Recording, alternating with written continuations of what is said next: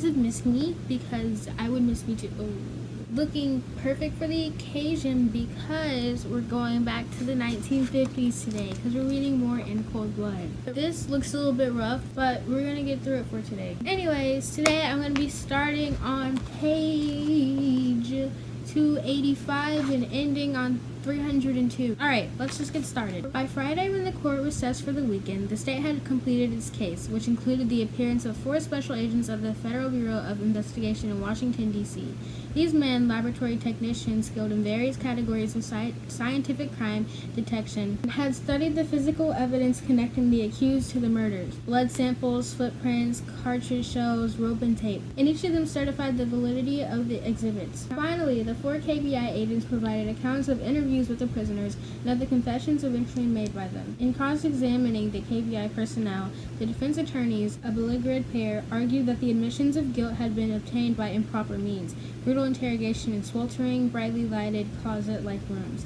The allegation, which was untrue, irritated the detectives into expounding very convincing denials. Later, in reply to a reporter who asked him why he had dogged his artificial sin at such length, Hickok's lawyer snapped, "What am I supposed to do? Hell, I'm playing without any cards. But I can't just sit here like a dummy. I've got to sound off once in a while." The prosecution's most damaging witness proved to be Alvin Dewey. His testimony, the first public rendering of the events detailed in Perry Smith's confession, earned large headlines: "Unveil Mute Murder Horror." Bold, chilling facts told, and shocked his listeners, none more so than Richard Hickok, who came to a startled and chagrined attention when, in the case of Dewey's commentary, the agent said, "There is one incident Smith related to me that I haven't yet mentioned, and that was that after the Clutter family was tied up, Hickok said to him how well built he thought Nancy Clutter was and that he was going to rape her. Smith said he told Hickok there wasn't going to be anything like that go on. Smith told me he had no respect for anyone who couldn't control their sexual desires, and that he would have fought Hickok before allowing him to rape the Clutter girl." Heretofore, Hickok had not known that his partner had informed police of the proposed assault, nor was he aware that, in a friendlier spirit, Perry had altered his original story to claim that he alone had shot the 4 victims, a fact revealed by Dewey as he neared the end of his testimony. Perry Smith told us he wished to change 2 things in the statement he had given us. He said everything else in the statement was true and correct, except these 2 things. And that was that he wanted to say he killed Mrs. Clutter and Nancy Clutter, not Hickok. He told me that Hickok didn't want to die with his mother thinking he had killed any members of the Clutter family, and he said the Hickocks were good people, so why not have it that way? Hearing this, Mrs. Hickok wept. Throughout the trial, she had sat quietly beside her husband, her hands wearing a rumpled handkerchief. As often as she could, she caught her son's eye, nodded at him, and simulated a smile which, though flimsily constructed, affirmed her loyalty. But clearly the woman's control had exhausted. She began to cry. A few spectators glanced at her and glanced away, embarrassed. The rest seemed oblivious of the raw dirge, counterpointing Dewey's continuing recitation. Even her husband, perhaps because he believed it unmanly to take notice, remained aloof. At last a woman reporter, the only one present, led Mrs. Hickok out of the courtroom and into the privacy of a ladies' room. Once her anguish had subsided, Mrs. Hickok expressed a need to confide.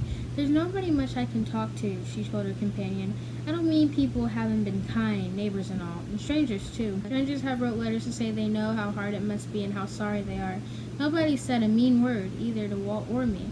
Not even here, where you might expect it. Everybody here has gone out of their way to be friendly. The waitress over at the place where we take our meals, she put ice cream on the pie and don't charge for it. I tell her don't, I can't eat it. It used to be I could eat anything, didn't eat me first. But she put it on, to be nice. Sheila, that's her. She says it's not our fault what happened. But it seems to me like people are looking at me and thinking, well, she must be to blame somehow. The way I raised Dick, maybe I did do something wrong. Only I don't know what it could have been. I get headaches trying to remember. They're plain people, just country people, getting along the same as everybody else. We had some good times at our house. I taught Dick the foxtrot. Dancing, I was always crazy about it. It was my whole life when I was a girl. And there was a boy. Gosh, he could dance like Christmas. We won a silver cup waltzing together. For a long time we planned to run away and go on the stage. Vaudeville. It was just a dream. Children dreaming. He left town, and one day I married Walter, and Walter Hickok couldn't do step 1. He said if I wanted a hoofer, I should have married a horse. Nobody ever danced with me again until I learned Dick, and he didn't take to it exactly, but he was sweet. Dick was the best-natured little kid. Mrs. Hickok removed the spectacles she was wearing, polished the smeared lenses, and resettled them on her pudgy agreeable face. There's lots more to Dick than what you hear back there in the courtroom. The lawyer jabbering about how terrible he is, no good at all. I can't make any excuses for what he did, his part in it. I'm not forgetting that family. I pray for them every night, but I pray for Dick too, and this boy Perry. It was wrong of me to hate him. I've got nothing but pity for him now. And you know, I believe Mrs. Clutter would feel pity too, being the kind of woman they say she was. The court had adjourned. The noises of the departing audience clattered in the corridor beyond the lavatory door. Mrs. Hickok said she must go and meet her husband. He's dying. I don't think he minds anymore. Many observers of the trial scene were baffled by the visitor from Boston, Donald Colvin. They could not quite understand why this said young Catholic, a successful engineer who had taken his degree at Harvard, a husband and the father of 3 children, should choose to befriend an uneducated, homicidal half-breed. Ooh, Jesus Christ, they really coming for his wigs, whom he knew but slightly and had not seen for 9 years. Colvin himself said, "My wife doesn't understand it either. Coming out here was something I couldn't afford to do. It meant using a week of my vacation and money we really need for other things. On the other hand, it was something I couldn't afford not to do." Harry's lawyer wrote me asking if I could be a character witness. The moment I read the letter, I knew I had to do it, because I'd offer this man my friendship, and because, well, I believe in the life everlasting. All souls can be saved for God. T. The salvation of a soul, namely Perry Smith's, was an enterprise the deeply Catholic undersheriff and his wife were eager to assist. Although Mrs. Meyer had been rebuffed by Perry when she had suggested a consultation with Father Gobox, a local priest, Perry said, "Priests and nuns have had their chance with me. I'm still wearing the scars to prove it."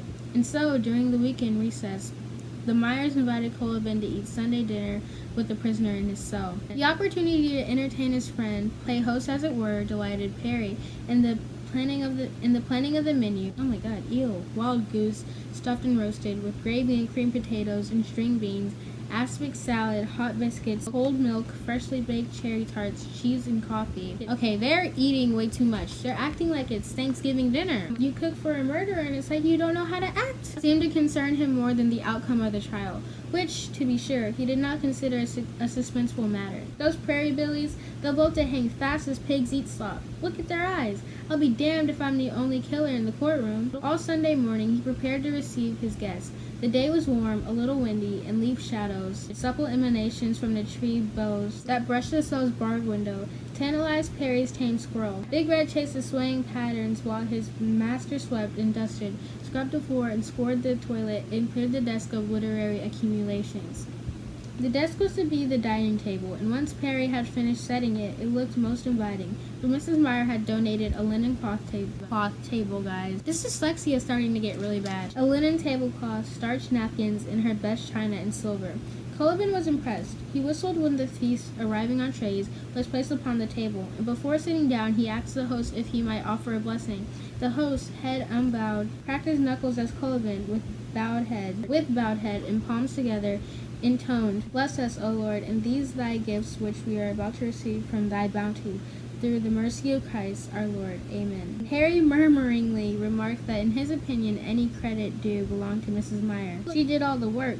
"Well," he said, heaping his guest's plate, "it's good to see you, Don. You look just the same. Haven't changed a bit." Colvin, in appearance a cautious bank clerk with depleted hair and a face rather difficult to recall, agreed that outwardly he hadn't changed much. But his interior self, the invisible man, was another matter. "I was coasting along, not knowing God is the only reality. Once you realize that, then everything falls into place. Life has meaning, and so does death.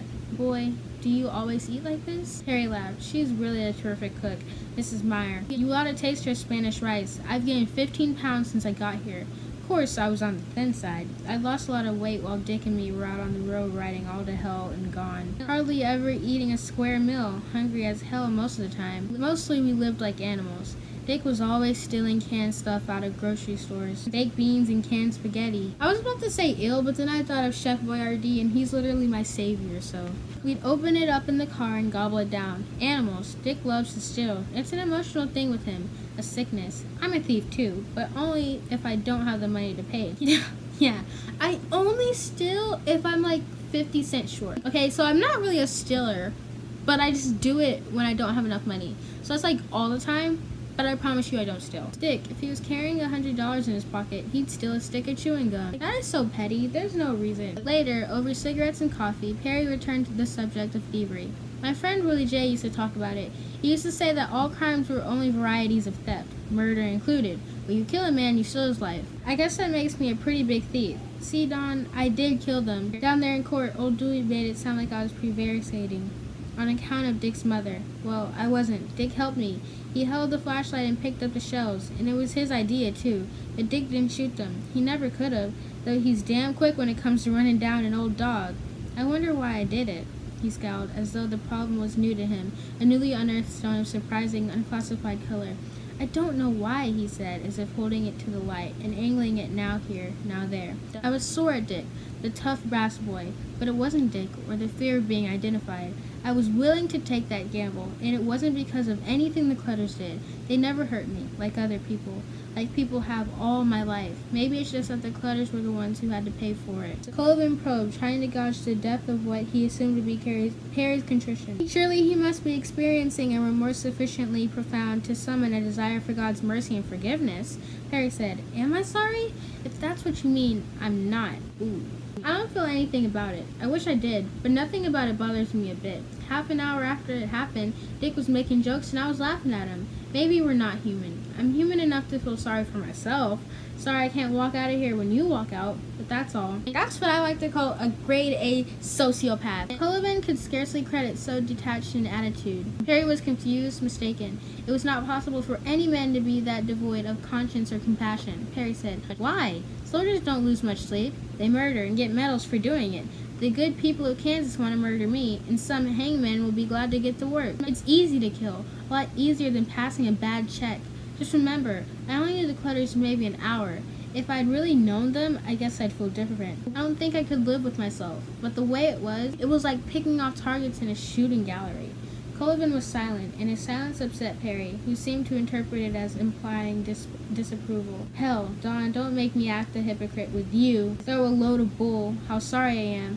How all I want to do now is crawl on my knees and pray. That stuff don't ring with me. I can't accept overnight what I've always denied. The truth is, you've done more for me than any what you call God ever has, or ever will. By writing to me, by signing yourself friend, when I had no friends, except Joe James." Joe James, he explained to Sullivan, was a young Indian logger with whom he had once lived in a forest near Bellingham, Washington. "That's a long way from Garden City, a good 2,000 miles. I sent word to Joe about the trouble I'm in. Joe's a poor guy. He's got 7 kids to feed, but he promised to come here if we had to walk. He hasn't shown up yet, and maybe he won't. Well, I think he will. Joe always liked me. Do you, Don?" "Yes, I like you."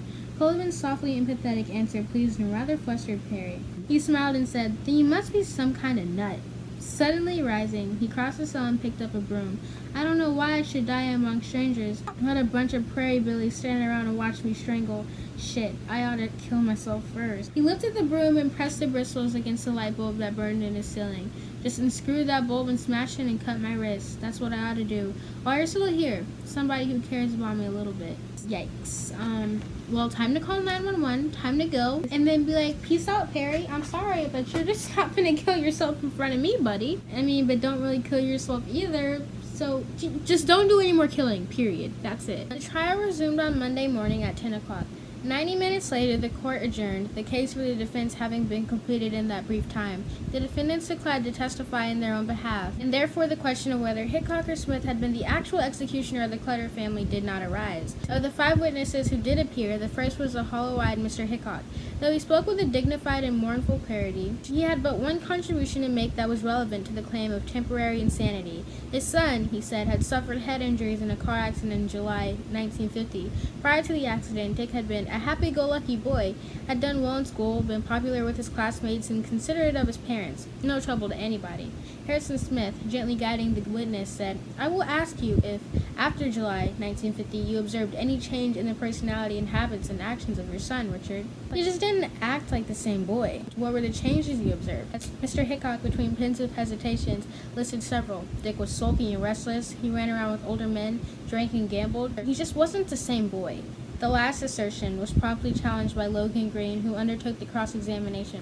"Mr. Hickok, you say you never had any trouble with your son until after 1950? I think he got arrested in 1949. A citric smile bent Green's tiny lips. Remember what he was arrested for? He was accused of breaking into a drugstore. Accused? Didn't he admit that he broke into the store? That's right, he did. And that was in 1954. Yet now you tell us your son had a change in his attitude and conduct after 1950. I would say so, yes. You mean that after 1950 he became a good boy? Hard coughs agitated the old man. He spat into a handkerchief. No, he said, studying the discharge. I wouldn't say that. Then what was the change that took place? Well, that would be pretty hard to explain. He just didn't act like the same boy. You mean he lost his criminal tendencies? This lawyer is snapping. The lawyer Sally induced guffaws. Courtroom for the Judge Tate's door gaze soon extinguished. Mr. Hickok, presently set free, was replaced on the stand by Dr. W. Mitchell Jones. Dr. Jones identified himself to the court as a physician specializing in the field of psychiatry, and in support of his qualifications, added that he had attended perhaps 1,500 patients since 1956, the year he had entered a psychiatric residency at Topeka State Hospital in Topeka, Kansas. For the past 2 years, he had served on the staff of Larned State Hospital, where he was in charge of the Dillon Building, a section reserved for the criminally insane. Harrison Smith asked the witness, approximately how many murderers have you dealt with? About 25. Doctor, I would like to ask you if you know my client, Richard Eugene Hickok. I do. Have you had occasion to examine him professionally? Yes, sir. I made a psychiatric evaluation of Mr. Hickok. Based upon your examination, do you have an opinion as to whether or not Richard Eugene Hickok knew right from wrong at the time of the commission of the crime? The witness, a stout man of 28, with a moon-shaped but intelligent, subtly delicate face, took a deep breath, as though to equip himself for a prolonged reply, which the judge then cautioned him he must not make. You may answer the question yes or no, doctor. Limit your answer to yes or no. Yes. And what is your opinion? I think that within the usual definitions, Mr. Hickok did know right from wrong. Confined as he was by the Magnatin rule, the usual definitions, a formula quite colorblind to any gradations between white and black, Dr. Jones was impotent to answer otherwise. But of course the response was a letdown for Hickok's attorney, who hopelessly asked, can you qualify that answer? It was hopeless because though Dr. Jones agreed to elaborate, the prosecution was entitled to object, and did, citing the fact that Kansas law allowed nothing more than a yes or no reply to the pertinent question. The objection was upheld and the witness dismissed. However, had Dr. Jones been allowed to speak further, here is what he would have testified. Richard Hickok is above average in intelligence, grasps new ideas easily, and has a wide fund of information. He is alert to what is happening around him, and he shows no sign of mental confusion or disorientation. His thinking is well organized and logical, and he seems to be in good contact with reality. Although I did not find the usual signs of organic brain damage, memory loss, concrete concept formation, intellectual deterioration, this cannot be completely ruled out. He had a serious head injury with concussion, several hours of unconsciousness in 1950. This was verified by me by checking hospital records. He said he has had blackout spells, periods of amnesia, and headaches ever since that time, and a major portion of his antisocial behavior has occurred since that time. He has never had the medical test which would definitely prove or disprove the existence of residual brain damage. Definitive medical tests are indicated before a complete evaluation can be said to exist. Hickok does not show signs of emotional abnormality. That he knew what he was doing and still went ahead with it is possibly the most clear-cut demonstration of this fact. He is a person who is impulsive in action, likely to do things without thought of consequences or future discomfort to himself or to others. He does not seem to be capable of learning from his experience, and he shows an unusual pattern of intermittent periods of product activity followed by patently irresponsible actions. He cannot tolerate feelings of frustration as a more normal person can, and he is poorly able to rid himself of those feelings except through antisocial activity. His self-esteem is very low, and he secretly feels inferior to others and sexually inadequate. These feelings seem to be overcompensated for by dreams of being rich and powerful, a tendency to brag about his exploits, spending sprees when he has money, and dissatisfaction with only the normal slow advancement he could expect from his job. He is uncomfortable in his relationships to other people, and has a pathological inability to form and hold enduring personal attachments. Although he professes usual moral standards, he seems obviously uninfluenced by them in his actions. In summary, he shows fairly typical characteristics of what would psychiatrically be called a severe character disorder. It is important that steps be taken to rule out the possibility of organic brain damage, since, if present, it might have substantially influenced his behavior during the past several years and at the time of the crime. Dang, if he would have said that, they probably wouldn't have even been hung in the hanged, because that's apparently correct. Aside from a formal plea to the jury, which would not take place until the morrow, the psychiatrist's testimony terminated Hickok's planned defense. Next, it was the turn of Arthur Fleming, Smith's elderly counselor.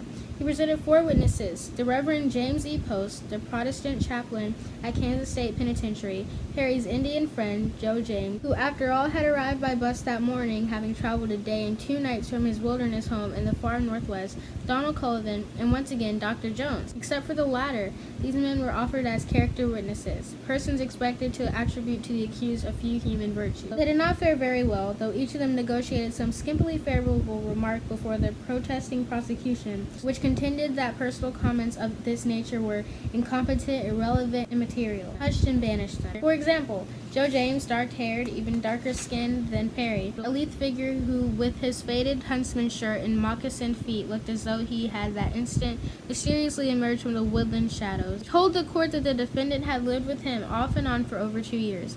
Perry was a likable kid, well-liked around the neighborhood.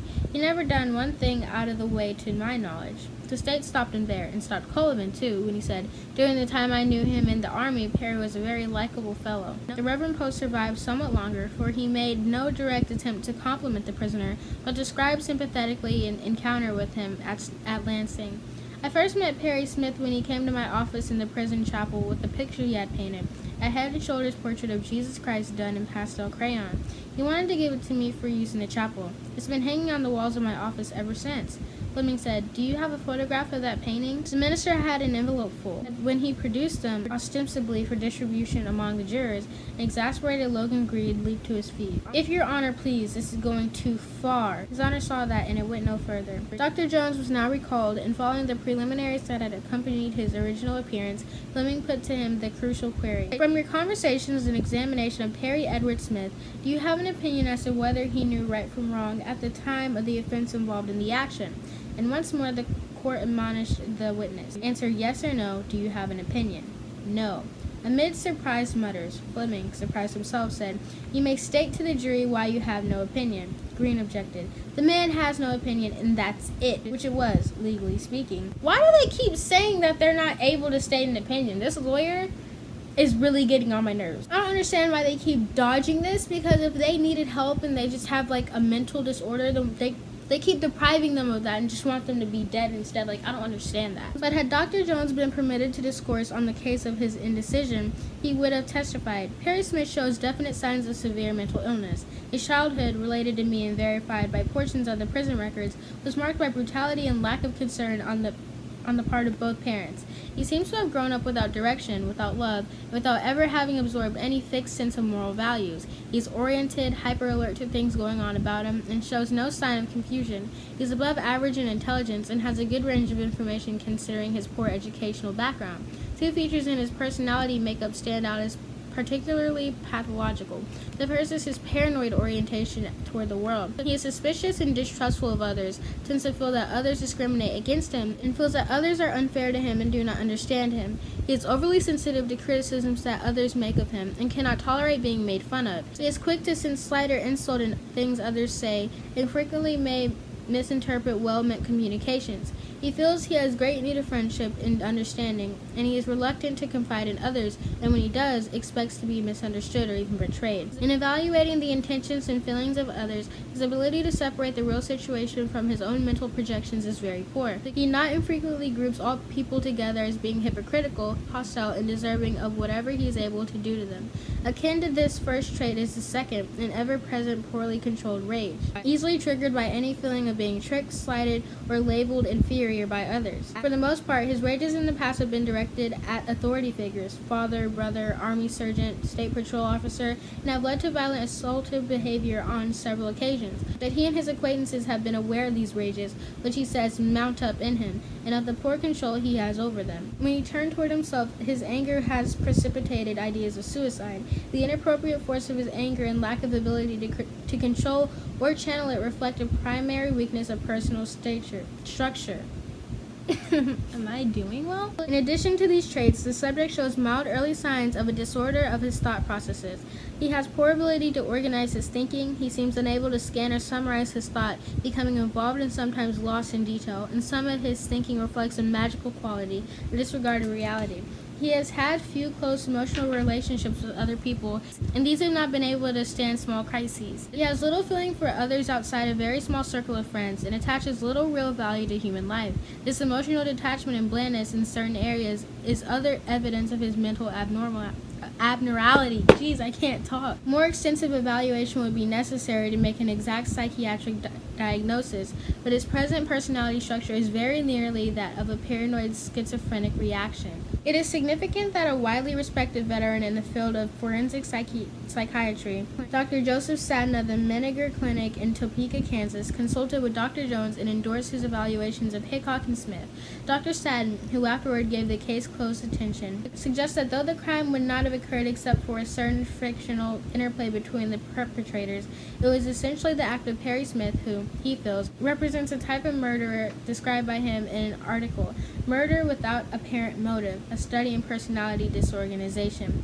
The article, printed in the American Journal of Psychiatry, July 1960, and written in collaboration with three colleagues, Carl Menninger, Erwin Rosen, and Martin Mayman, states its aim at the outset. In attempting to assess the criminal responsibility of murderers, the law tries to divide them, as it does all offenders, into two groups, the sane and the insane. The sane murderer is thought of as acting upon rational motives that can be understood, though condemned, and the insane one as being driven by irrational, senseless motives. When rational motives are conspicuous, for example, when a man kills for personal gain, or when the irrational motives are accompanied by delusions or hallucinations, for example, a paranoid patient who kills his fantasized persecutor, the situation presents little problem to the psychiatrist. The murderers who seem rational, coherent, and controlled, and yet whose homicidal acts have a bizarre, apparently senseless quality, pose a difficult problem if courtroom disagreements and contradictory reports about the same offender are in an index. In general, these individuals are predisposed to severe lapses in ego control, which makes possible the open expression of primitive violence born out of previous and now unconscious traumatic experiences. The authors, as part of an appeals process, had examined 4 men convicted of seemingly unmotivated murders. All had been examined prior to their trials and found to be without psychosis, insane. 3 of the men were under death sentence and the 4 were serving a long prison sentence.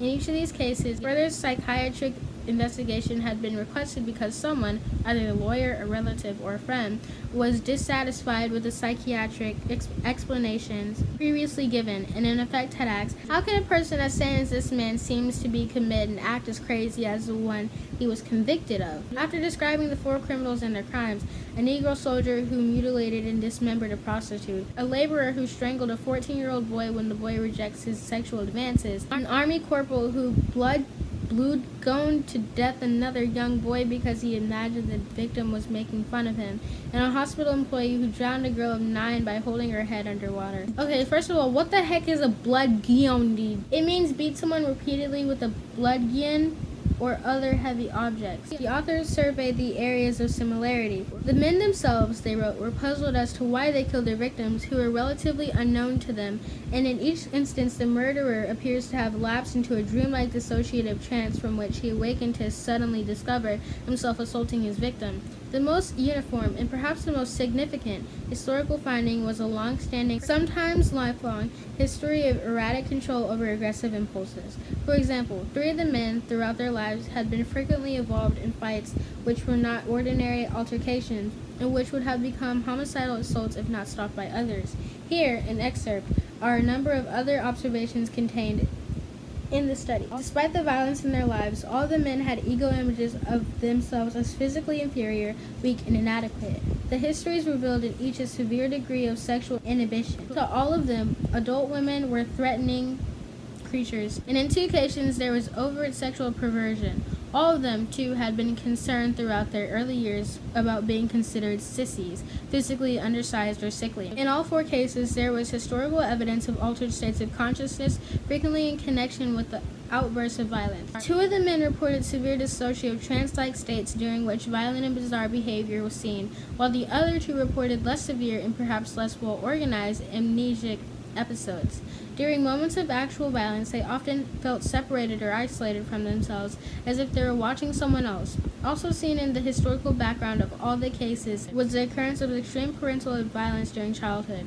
One man said he was whipped every time I turned around. Another of the men had many violent beatings in order to break him of his stammering and fits, as well as to correct him for the allegedly bad behavior. The history relating to extreme violence, whether fantasized, observed in reality, or actually experienced by the child, fits in with the psychoanalytical hypothesis that the child's exposure to overwhelming stimuli before he can master them is closely linked to early defects in ego formation and later severe disturbances in impulse control. In all these cases, there is evidence of severe emotional deprivation in early life. This deprivation may have involved prolonged or recurrent absence of one or both parents, a chaotic family life in which the parents were unknown, or an outright rejection of the child by one or both parents, with the child being raised by others. Evidence of disturbances in affect organization was seen. Most typically, the man displayed a tendency not to experience anger or rage in association with violent aggressive action.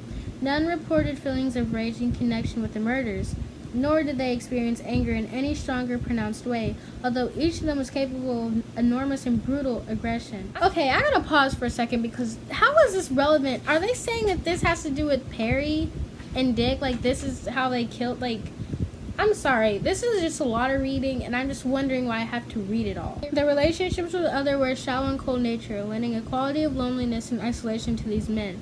People were scarcely real to them, in the sense of being warmly or positively, or even angrily, felt about. The three men under sentence of death had shallow emotions regarding their own fate and that of their victims. Guilt, depression, and remorse were strikingly absent. Such individuals can be considered to be murder-prone in the sense of either carrying a surcharge of aggressive energy or having an unstable ego defense system that periodically allows the naked and archaic expression of such energy. The murderous potential can become activated, especially if some disequilibrium is already present, when the victim-to-be is unconsciously perceived as a key figure in some past traumatic configuration. The behavior, or even the mere presence of this figure, adds to a stress to the unstable balance of forces that results in a sudden extreme discharge of violence, similar to the explosion that takes place when a percussion cap ignites a charge of dynamite. The hypothesis of unconscious motivation explains why the murder is perceived innocuous and relatively unknown victims as provocative and thereby suitable targets for aggression. But why murder? Most people, fortunately, do not respond with murderous outbursts even under extreme provocation. The cases described, on the other hand, were predisposed to gross lapses in reality contact and extreme weakness in impulse control during periods of heightened tension and disorganization. At such times, a chance acquaintance or even a stranger was easily able to lose his real meaning and assume an identity in the unconscious traumatic configuration. The old conflict was reactivated and aggression swiftly mounted to murderous proportions. When such senseless murders occur, they are seen to be an end result of a period of increasing tension and disorganization in the murderer, starting before the contact with the victim who, by fitting into the unconscious conflicts of the murderer, unwittingly serves to set into motion his homicidal potential. Because of the many parallels between the background and personality of Perry Smith and the subjects of his study, Dr. Staton feels secure in assigning him to a position among the ranks. Moreover, the circumstances of the crime seem to him to fit exactly the concept of murder without apparent motive. Obviously, 3 of the murders Smith committed were logically motivated. Nancy, Kenyon, and their mother had to be killed because Mr. Clutter had been killed. But it is Mr. Staton's contention that only the first murder matters psychologically, and that when Smith attacked Mr. Clutter,